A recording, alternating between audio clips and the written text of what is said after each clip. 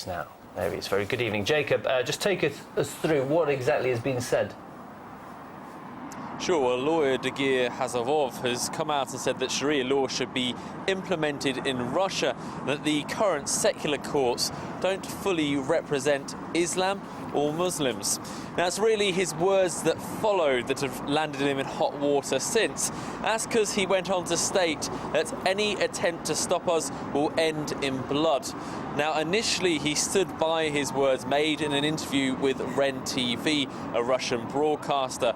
But since, because there has been a lot of media pressure surrounding this issue, he's detracted them, saying that they were taken out of context and that he may offer up may sue who's involved.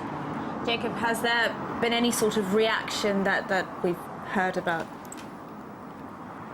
Well, yes, the head of the Presidential Council of Human Rights has already said that this is really just simply too impractical, that a parallel legal system in Russia wouldn't work.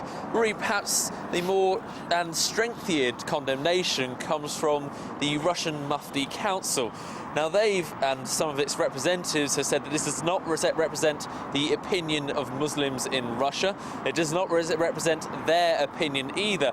It also said that Muslims are fully equally represented in Russia by the current secular courts, and that Sharia courts themselves and their laws actually have a bit of a bad press associated with them, often tied to quite extreme states and extreme practices. Now, as you mentioned, there was actually some tacit support coming from one of the most unlikely avenues, the Russian Orthodox Church. Well, one chaplain in their media department said that Muslims should have the right to live by the rules which they wish. And Jacob, how's this, these comments, I should say, how have they been met officially?